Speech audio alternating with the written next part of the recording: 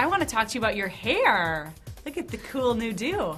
Yeah, I mean, it's sort of, it's pinned back. Okay. And it's like really long and grown out Joan hair, which is like, it's hard to grow out a shag.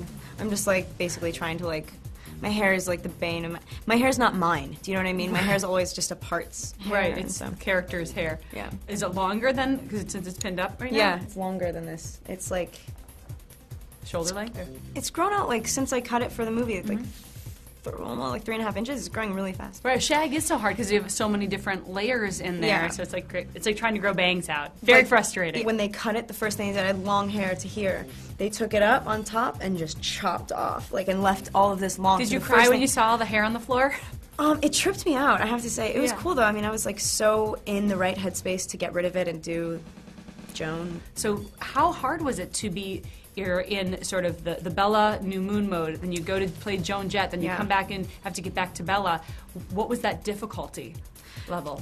I have to say, had I been able to have more time to do the Joan thing, I would have chosen that, but it was one of those fleeting moments that you just jump on. Yeah. And it proved to not be so hard to get back into the state of mind for Bella. I mean, we have like such established dynamics, especially by the third one, that, Right. I mean, the second you walk onto a set and you see Taylor and Rob and everyone's the same, it's sort of like, oh, I know exactly what I'm here for. And in this film, you form a new sort of special bond with Taylor's character. Describe that process of sort of learning that new type of relationship. Actually, that's a good point. Is I think one of the things that the movie is about is that that as much as you think you know something for 1 second, that you could be wrong, and that you'll probably be able to find yourself comfortable in many different positions in life, in different relationships with different people. I mean, Bella with Edward couldn't be different than Bella with Jacob. She's a completely different person. But she's really cool with both of them. So, I mean, they couldn't be, the contrast sort of is like, I feel like that's what the movie's about. When the camera stopped rolling, describe how Robert is different from Taylor.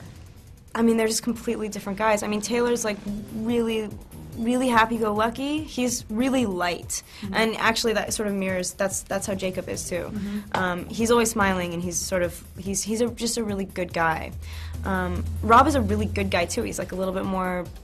He's. I don't want to say that he's more complicated, because I bet if you broke down their characters, I bet they're both like equally as complex. Right. I think Rob considers things a little bit more. I think he drives himself a little bit crazier, like as well as I do. If we could take a lesson from Taylor, I think me and Rob could probably both like have easier lives. Do you think that you both internalize things more and think before you speak, or like what's that difference? What's that nuance between that it makes you and Rob similar in that respect?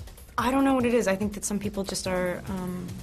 I don't know, lighter. I think that Taylor just has like a really, but at the same time, like when I'm around him, he brings that out of me. You know what I mean? Like Jacob and Taylor have that in common. It's sort of like it's really easy to smile around him. I don't know if necessarily I don't know. And let's talk about the kissing scenes, because you have an opportunity. I don't want to give anything away, but there's potential opportunity to kiss both. Of course, we know that you're going to be kissing Rob in this movie. Right. So every girl in the theater, by the way, was like, ah! So jealous of you at that moment. No, it's totally weird having to kiss people on a movie set, always. But I've always felt so, like, with this series at least, I've always been placed in such a complete environment. Like, the only way, I'm not a good liar. Like, the only way that I could really, the only way that I can really feel like I've brought something to life is if, as soon as you call cut, I sort of go like, whoa, hello. You know what I mean? Like, Sure. a snap back. So luckily it wasn't as awkward as, it would be so weird having to kiss, like, two different people on the same side. Or in that moment, you're able to make it very real for yourself. Yeah, luckily. Or else it would probably, it would be such a mind weirdness game thing Right. that would, like, totally bog me down. I do it for the experience. I do it, like, you read something and you don't necessarily know that the result is going to be, like, this big franchise movie that's really huge. As you start out, it's about wanting to experience it and wanting to tell the story. And it's been so insane with the hype around this film, the fan pandemonium and frenzy, the paparazzi, which I know has got to get so frustrating as they hound you every time you walk out your door, especially if you're with Rob. How do you deal with that? I've had to sort of tell myself to just get more comfortable with it because it's not going anywhere.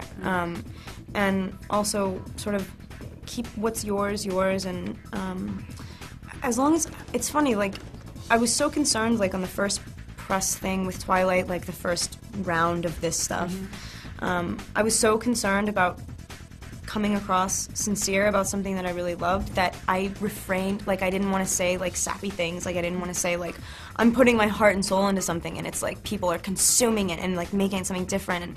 And it's sort of like, now I've sort of realized that if you just, like, stay honest and, like, if you just relax, like, you won't be ashamed of anything that you say at the end of the day, and you'll also be able to walk out of the hotel and smile at the paparazzi and say, like, I hate that this guy is getting a payday, but at least, like, like, the fans get to see what I'm doing. You know what I mean? Because that's sort of, they like that. There are so many rumors that go around, and it's got to be so agonizing every day to read something else about yourself or about the relationship you may or may not be in.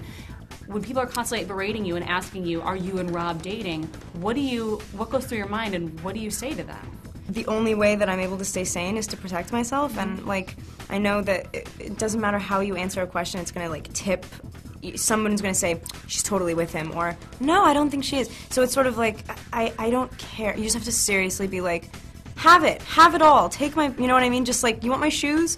Here you go. What size do you wear? It's right. sort of like, you just have to not really worry about it. I'm not ashamed of anything, so it's sort of, when asked, why don't I make my life easier and just, like, say why, right. Do you think it would stop there? Like, they would continue. It's not like they would say, okay, cool, we're going to stop waiting outside your house, we're going to stop following you around. Yeah. It's not going to happen, so I'm going to keep it to myself.